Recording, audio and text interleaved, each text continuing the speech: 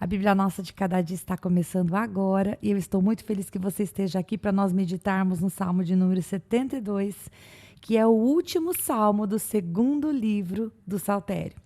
E nós vamos ver logo de princípio que este salmo ele é atribuído a Salomão. E eu acho interessante destacar, caso você esteja chegando hoje aqui, que o livro de Salmos não foi escrito apenas por Davi. Alguns outros homens de Deus foram usados para escrever canções, né? Louvores, os salmos que eram usados nas festas para adorar o nome do Senhor Deus. Eram orações dirigidas ao Senhor. E o Salmo 72 e o Salmo 127 são os salmos atribuídos a Salomão. E eu já aproveito para fazer uma observação para você, porque de repente você já leu o Salmo antes de me escutar e você está lá preocupado com o versículo 20, com o último versículo do Salmo 72, que fala assim: encerram-se aqui as orações de Davi, filho de Jessé. E parece que a Bíblia está se contradizendo, né? Poxa, mas as orações aqui são de Davi ou são de Salomão?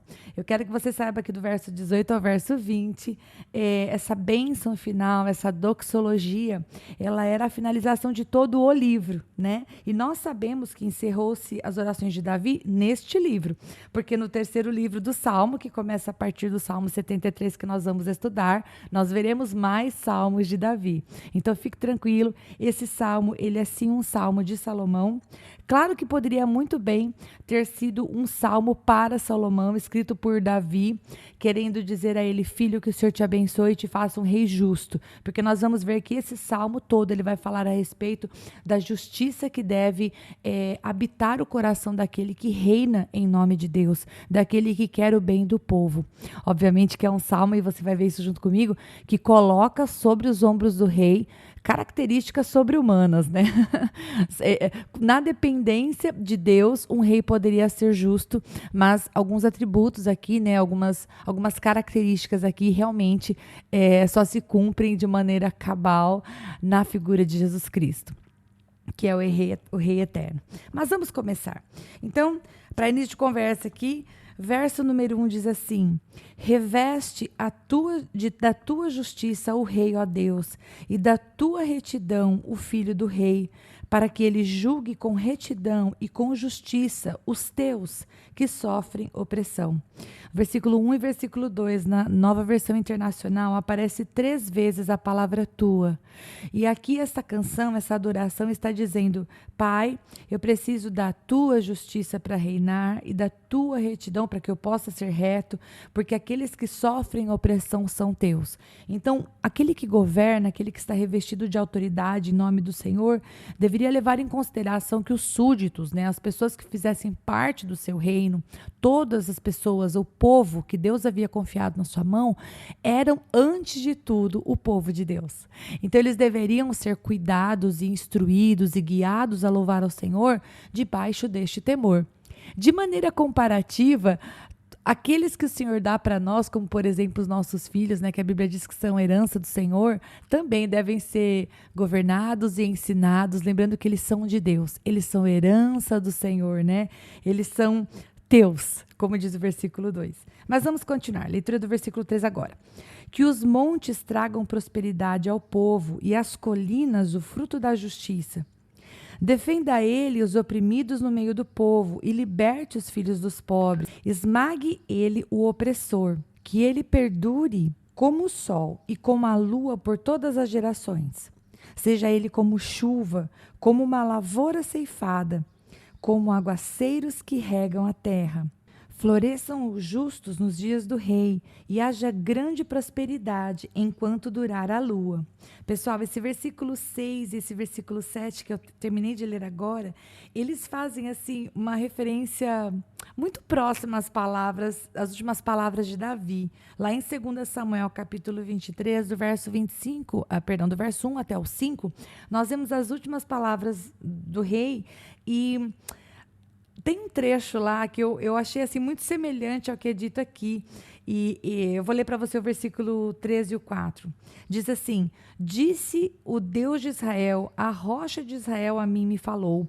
Aquele que domina com justiça sobre os homens, que domina no temor de Deus, é como a luz da manhã, quando sai o sol, como manhã sem nuvens, cujo esplendor depois da chuva faz brotar da terra a erva. E aqui Davi, de maneira tão poética, né, lá em 2 Samuel, nas suas últimas palavras, está descrevendo a bondade, a bênção que é ter um rei que domine sobre os povos com justiça, com retidão e no temor do Senhor, que é o que realmente sustenta todas as coisas. Continuando a leitura, o versículo 8 fala assim, do Salmo 72. Governe ele de mar a mar e desde o rio Eufrates até os confins da terra. Esse de mar a mar, só uma pausa, pode se referir do Mar Vermelho até o Mar dos Filisteus, né, que está escrito lá em Êxodo, capítulo 23, verso 31, que foi a fronteira que foi prometida pelo Senhor, né? Então, ou pode, claro, ser um versículo também que pode se aplicar ao milênio, né? Como outros versículos que nós vemos aqui, porque esse Salmo 72, ele além de ser considerado um salmo real, porque estava assim, se dirigindo ao rei e tudo aquilo que desejava, que se cumprisse na vida do rei, né, o rei atual, também é um salmo que traz características que são aplicadas ao rei Jesus Cristo, ao rei perfeito, ao rei ideal, né, ao rei que cumpre todos os requisitos aqui descritos de maneira tão perfeita. Portanto, esse versículo 8 também pode se aplicar ao milênio em que ele vai governar de mar a mar, né, até os confins da terra, e aí no sentido mesmo literal, né, todo o domínio estará sob a mão do Senhor. Verso 9. Inclinem-se diante dele as tribos do deserto, e os seus inimigos lambam o pó. Que os reis de Tarsis e das regiões litorâneas lhe tragam tributo. Os reis de Sabá e de Sebá lhe ofereçam presentes. E se você gosta de curiosidades, Tarsis, muito provavelmente, né, se refere a Tartesso, que é a Espanha. Sabá é o atual Iêmen e Sebá se refere ao Sudão. Tirei esse conteúdo da minha Bíblia de Estudos, viu, pessoal? Verso 11. Inclinem-se diante dele todos os reis e sirvam-no todas as nações.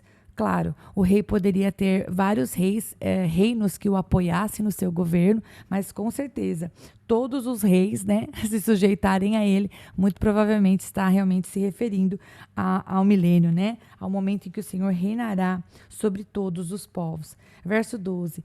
Pois ele liberta os pobres que pedem socorro, os oprimidos que não têm quem os ajude. Ele se compadece dos fracos e dos pobres e os salva da morte. Ele os resgata da opressão e da violência, pois aos seus olhos a vida deles é preciosa. Só uma pausa aqui. Observem que essas características falam de um rei que realmente enxerga todo o seu povo. Não um governante, não um rei que vive de bailes, não um rei que vive de pompa, não um rei que vive governando apenas para aqueles que têm dinheiro, para aqueles que têm recursos, mas um rei que se preocupa com todos de maneira igual, né? Igualitária. Verso 15. Tenha o rei vida longa, receba ele o ouro de Sabá, que se ore por ele continuamente e todo dia se invoquem bênçãos sobre ele. E esse versículo aqui me lembra a respeito do versículo lá do Novo Testamento que fala que nós devemos orar por todas as autoridades. Se nós queremos ter paz, precisamos orar por aqueles que governam. Quer nós estejamos de acordo com o governo, quer nós não estejamos, a palavra do Senhor fala para nós orarmos pelas autoridades para que tenhamos paz. E é isso que devemos fazer. E aqui, nesse salmo, nós vemos, né? Ore por ele continuamente. Isso é bênção. Verso 16. Haja fartura de trigo por toda a terra, ondulando nos altos dos montes. Floresçam os seus frutos como os do Líbano, e cresçam as cidades como as plantas do campo. Permaneça para sempre o seu nome, e dure a sua fama enquanto o sol brilhar. Sejam abençoadas todas as nações por meio dele, e que elas o chamem bendito. Eu estou parando aqui no versículo 17, apenas para dizer que do versículo 18 até o 20, nós temos então aquela bênção final do livro. Não se refere especificamente ao Salmo 72, mas a bênção de ter a bênção que fecha o livro do Saltério, que diz assim: Bendito seja o Senhor Deus, o Deus de Israel, o único que realiza feitos maravilhosos. Bendito seja o seu glorioso nome para sempre. Encha-se toda a terra da sua glória. Amém e amém. Encerram-se aqui as orações de Davi, filho de Jessé. Bom, o que nós podemos tirar desse Salmo de número 72 para nós? Embora ele seja um salmo dirigido à figura do rei, com certeza nós podemos olhar para este salmo e pensar que, da mesma maneira que o Senhor dava autoridade para o rei para governar sobre o povo, o Senhor também faz de nós pessoas que precisam governar. Governar sobre esta terra, governar na nossa família, governar nos nossos negócios, governar nas nossas decisões. Não devemos ser pessoas levadas pelo vento, levadas pela ideia da maioria. Precisamos ser pessoas que busquemos diante do Senhor, assim como o Salmo fala, a justiça, né? Como é o início do Salmo, a justiça de Deus, a retidão do Senhor, para que a gente possa olhar para os dele, né? Para os teus, como diz o versículo 2. Então, que em nome de Jesus, ao mesmo tempo que a gente se delicie com esse salmo, imaginando a postura de um rei ideal, de alguém que governe com justiça, que eu e você, nós também sejamos convidados nesse salmo de Salomão, a que tudo aquilo que o Senhor colocar nas nossas mãos para governar, nossa família, o ministério, o nosso trabalho, a nossa saúde, a administração dos nossos recursos, que tudo aquilo que a gente for administrar, nós façamos como o salmista faz logo nos primeiros versículos, que a gente peça a direção do Senhor e a gente sempre olhe para todos aqueles que estão à nossa volta como nossa responsabilidade de dar bom testemunho para eles. E que Deus abençoe muito você. Se você ainda não é inscrito no canal, faça a gentileza de se inscrever lá no YouTube. Clica no sininho para receber as notificações. Compartilhe com as pessoas para que elas sejam abençoadas. E eu te espero amanhã, se o bom Deus permitir, para nós meditarmos no Salmo de número 73. E vamos começar o terceiro livro do Saltério. Eu estou muito empolgada com isso. Espero que você esteja também. Deus te abençoe.